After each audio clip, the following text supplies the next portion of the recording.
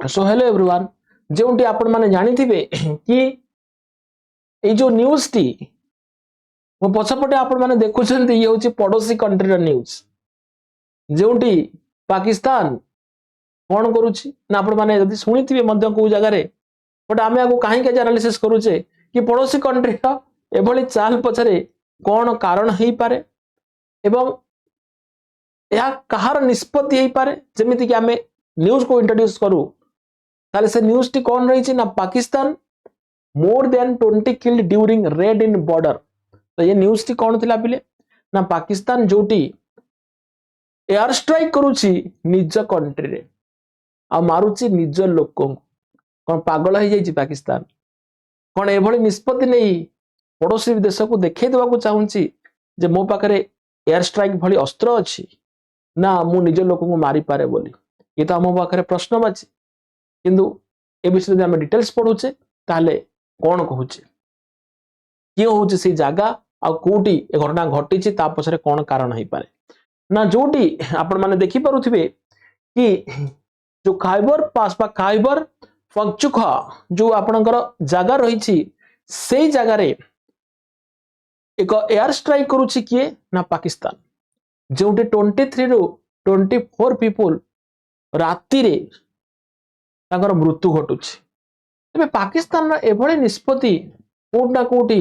सारा विश्व को हतचकित करिछि आ जोटी पड़ोसी कंट्री हिसाब रे इंडिया मध्य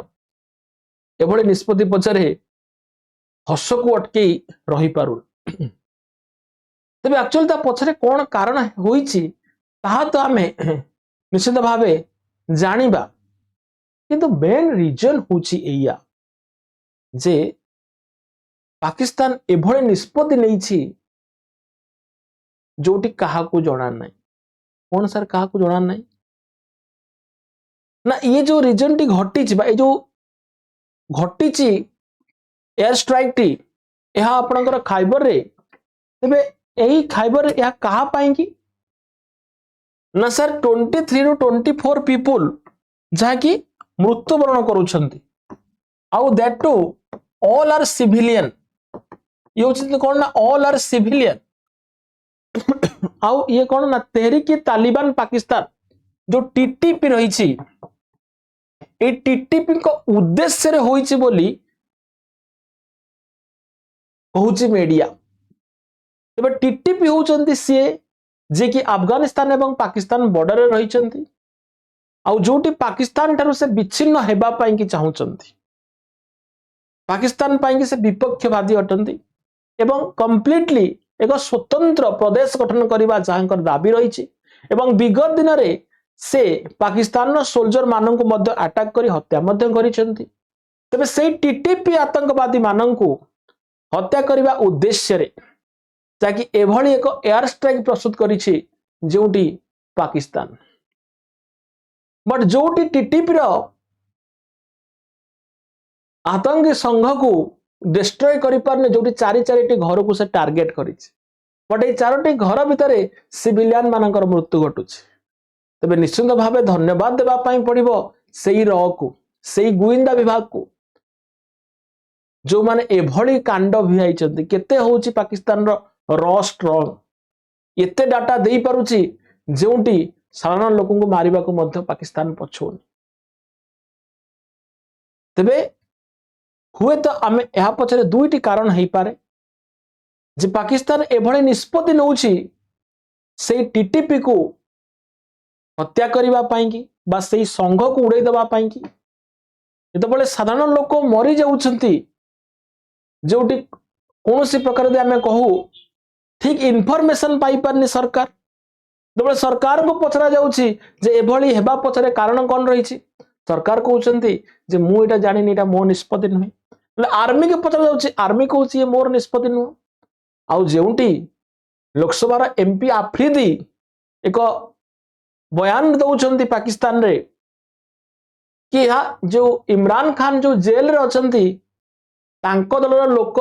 ए सब काम करि थांती बोली तबे ये सब को जदि आमे तर्जमा करू